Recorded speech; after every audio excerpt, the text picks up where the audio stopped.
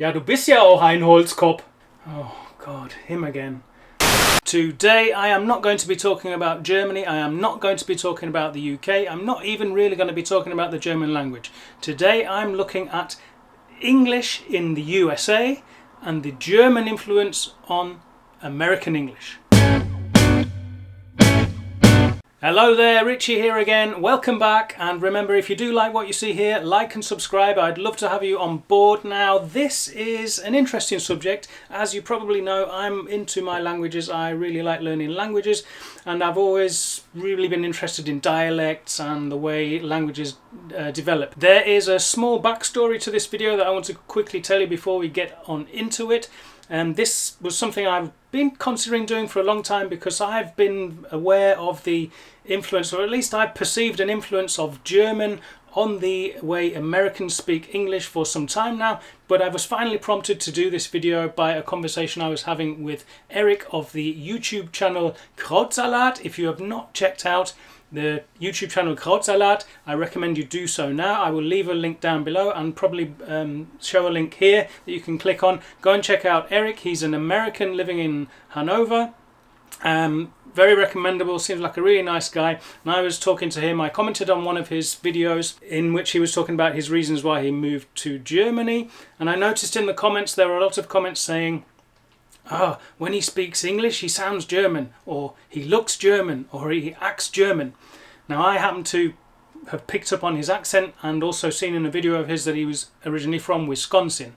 Now I know, for instance, that Wisconsin is an area where many Germans settled, and I know that Wisconsin is well known for its German culture. So for me it was a no-brainer, and I posted instantly, listen guys, people commenting that he acts German, looks German, or even sounds German, because I think there's quite an influence of the German and also Scandinavian influence, the language influence on the way people from Wisconsin speak English. Stop and go, lights, yeah! Some of the vowel sounds I recognise coming from German and Nordic languages, definitely.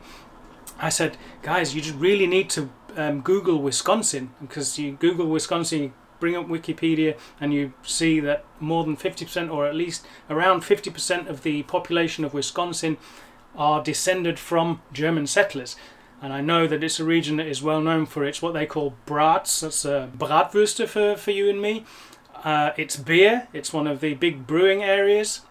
That's a definite German influence, and their sauerkraut. But for me it was a no-brainer. I knew that Wisconsin was an area that was heavily influenced by its German settlers, and it struck me that many viewers of his channel, in particular even German viewers, are not aware of the massive influence that German settlers had in general in the USA. And I wanted to take my little slant on it, obviously being obsessed with languages, look at a few peculiarities of the English language, the way Americans speak English, and which strike me as being differences between American English and British English, and where I can say with my knowledge of German, I think that is a direct German influence. I think it's clear where the confusion comes from, why the German influence in America, in North America, is underplayed, and why it's maybe ignored sometimes. There were no German colonies in North America. There were no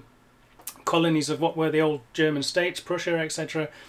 In what is now the USA, it was all British colonies, so people tend to just think, yes, the USA is an ex-British colony, the national language, the main national language is English, so they're just kind of descended from the English. But let's look at some figures just to put this into context then. With an estimated size of approximately 44.2 million in 2018, German Americans are the largest of the self-reported ancestry groups according to the US Census Bureau.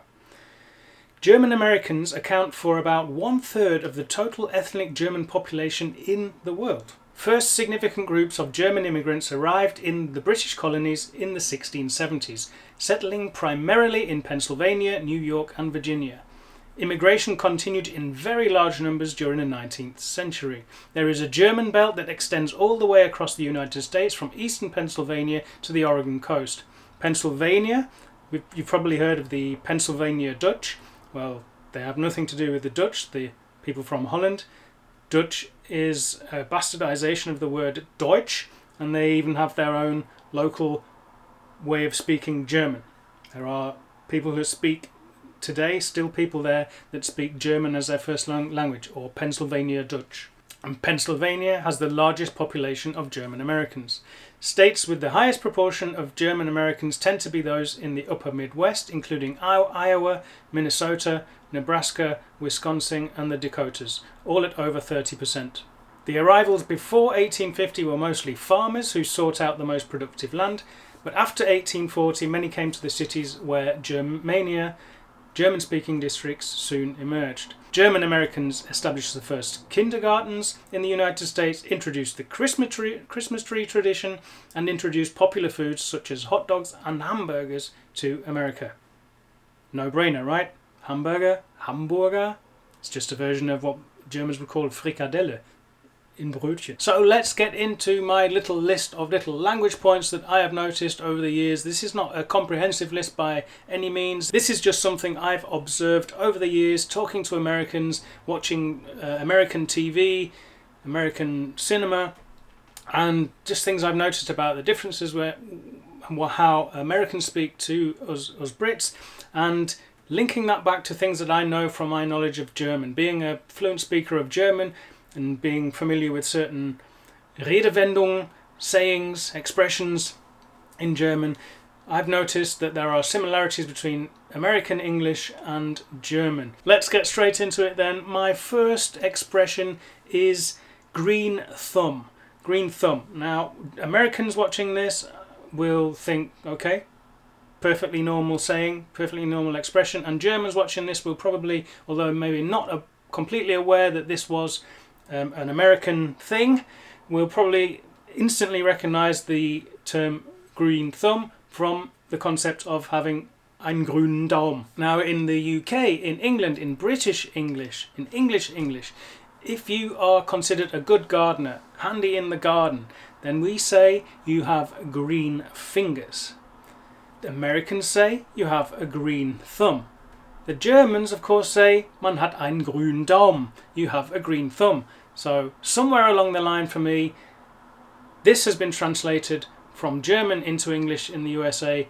I've certainly never come across the expression green thumb in the UK, but it's the standard way of saying green fingers or being good in the garden in the USA. That's got to be the Germans. My second expression is to do with data analysis. I want you to imagine you are looking at a graph now. You are analysing data in graph form, a plotted curve on a graph, and you will have certain ups and downs. When the values are high on the x-axis, high on the x-axis, and low on the x-axis. In English, British English, we would call these high points the peaks, which is the equivalent to the peak of a mountain, Gipfel in German, and the low points we call them troughs. Now in German, I think there's no correlation between German and American English, and certainly not English. I think you quite often speak of Kamin, which is a chimney, because of the chimney, the tall type shape of the peak in the graph. You talk about Kamin, but the lower points, they are Täler, Tal, literally valleys in English. And what do the Americans talk of? Yes, it's not peaks and troughs, it's peaks and valleys. Gipfel und Täler. Peaks and valleys.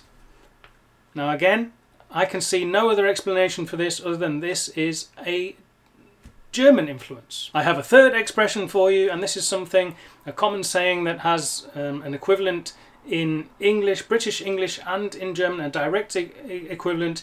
The idea, the concept of contact with wood bringing luck. In German, if you want to express the sentiment of I'm hoping this is going to turn out fine, you say Klopf auf Holz, literally knock on wood. Now in English, in British English, we say touch wood. I'm going for my operation tomorrow. I'll be back home in 3 days. Touch wood. So touch wood, we just touch the wood. In German, as I've already mentioned, it's more knocking, Klopf auf Holz. And what do the Americans say? Yes, you've guessed it, not touch wood, but knock on wood. Often with a little tap to the head, insinuating that my head is made of wood. Ja, du bist ja auch ein Holzkopf. Oh God, him again. I thought we'd got through a whole video without German me popping up. I am sorry. What do you want anyway? It's not even a video about Germany. Why is German me here? Weiß ich nicht. Ich habe nur Holzkopf gehört und musste an dich denken. Holzkopf. Sorry folks, I will press on now and touch wood, knock on wood. I will be able to get to the end of the video without being disturbed by him again. So where were we? Yes, fourth expression. Expression number 4. I have heard this a lot. It seems to be very common in all parts of the USA. My limited knowledge of the USA is probably mostly from films and TV. I've only visited the USA once, but this is something that I have heard a lot. The expression, come on already. Come on already! An expression of impatience to express the feeling that someone should hurry up or just stop doing what they're doing. Now the expression come on is perfectly common English, British English. Come on! It can be used, as I say, to tell somebody to hurry up or stop that. Just pack it in, stop it. If they're doing something you disagree with, or you think they're exaggerating or pushing their luck somehow. Oh, come on! Leave it out. So the idea of come on is not the main difference here. Come on is fine, perfectly understandable for British English. It's the addition of already. Now, and that makes me think directly to the German equivalent, which I would say would be komm schon. Komm schon! Komm schon! Du hast gerufen? Ich bin jetzt da. Can't you just stay out of one video? Just stop poking your nose in for one video. Holzkopf! So anyway, before we were rudely interrupted by German me again, we were talking about the expression come on already, and the addition of this already. It seems to come from the German. The German word schon literally means in English already. Have you done that yet? Yes, I've done it already. Ich hab's schon gemacht. Now in the phrase komm schon, it doesn't literally mean already, it's just an emphasis word. Schon is one of those very versatile words that you can use for emphasis, like doch, schon. But it's interesting, I think somewhere along the line, in American English, they've adopted this emphasis word directly from German, which is schon, and they've translated it directly to already. So now this already, come on already, is just an emphasis. It's a word emphasizing the urgency of the need to come on. And I guess it makes sense. Come on, hurry up already, do it now, straight away, schon, jetzt, already. And this brings me on to my fifth and final point, which is elaborating a little bit on the whole concept of the German influence, in that I think I associate this come on already. People from the United States that are watching, maybe with a better understanding of this, will tell me if this is right or wrong.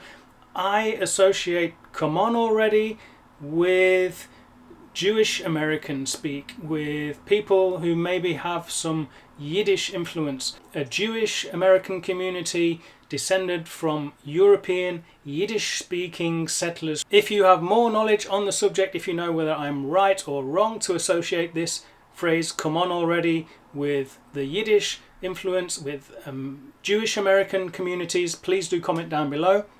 I've not had time to look into it further, so would love to have your comments. But what is certainly true is that there is a large Yiddish influence on English spoken in the USA, on American English, obviously predominantly within Jewish communities, but there are a lot of words, common words, that have entered into common usage, popular usage in American English. Now you're possibly thinking, what has this got to do with German? Weren't we talking about the German influence on American English and not the Yiddish influence on American English? Well, when I get to my list of expressions, German speakers or people who know how to speak German will instantly recognize what I am talking about from German.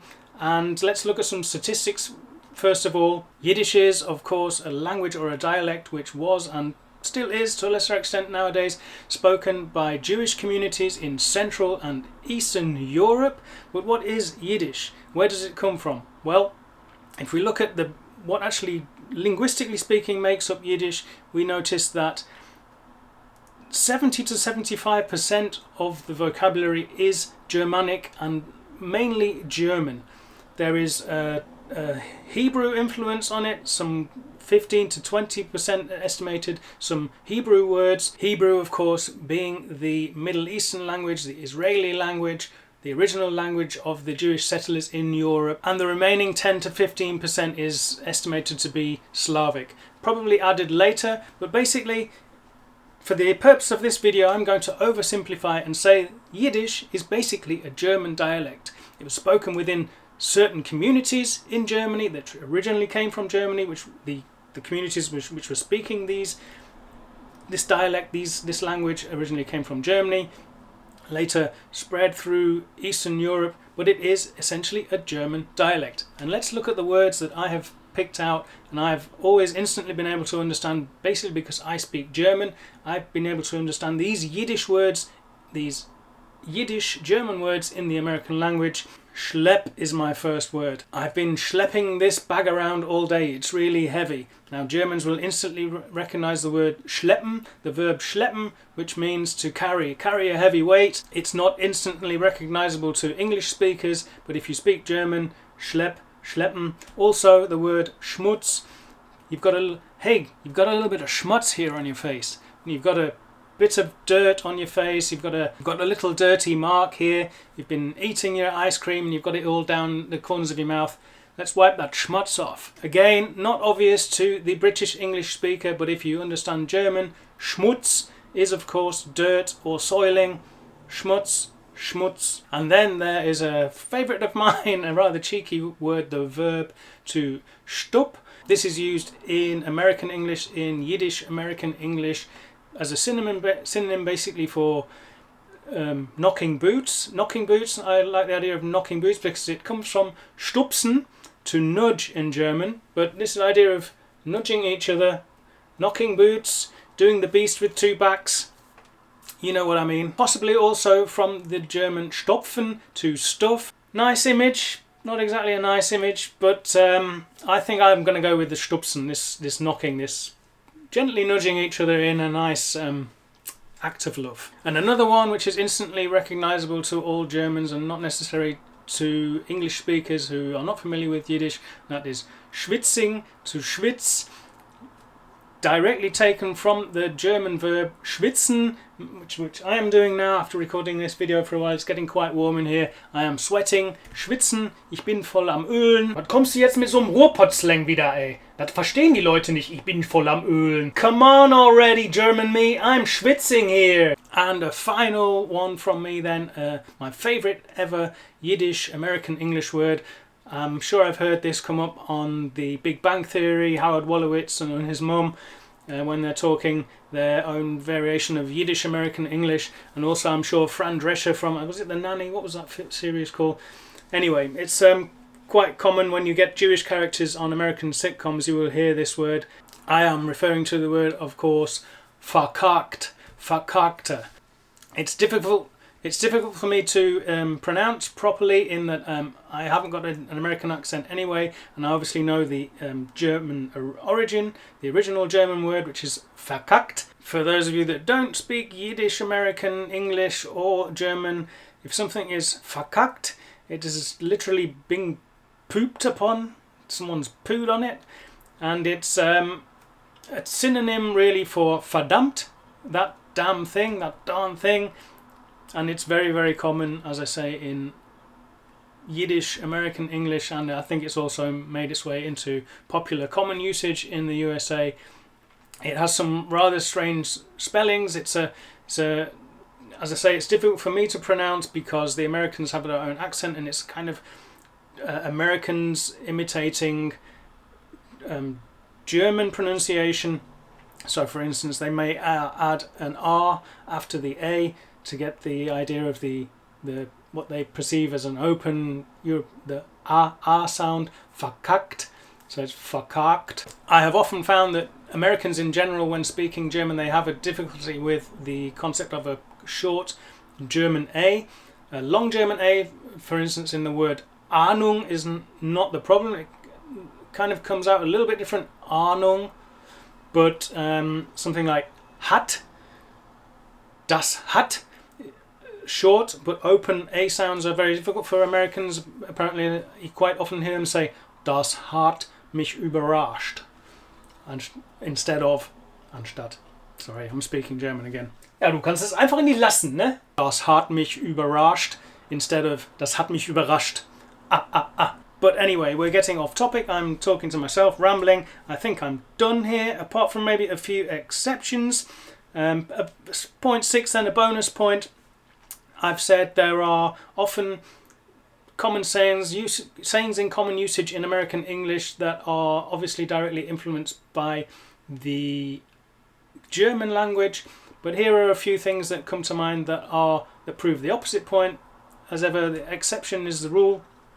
The bag you carry on your back with 2 straps here, in the USA they would call it a backpack typically.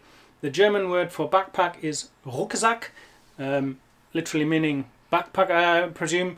Sack being a bag that's on your Rücken, or on your rear. Ruck, we'll refer to it being at the rear. In English, rucksack. Strangely enough, there in Britain we use a German term directly. We didn't tend to say backpack, rather rucksack. And otherwise, I've just thought of some sayings that are completely the same in German and in English and British English. These are obviously universal European sayings that apply in lots of different languages and exactly the same. You'd maybe be surprised by, for instance, would you Germans have known that die Katze aus dem Sack lassen in German is to let the cat out of the bag? I believe that's also exactly the same in American English. If you know otherwise or know any other equivalents, please do comment down below.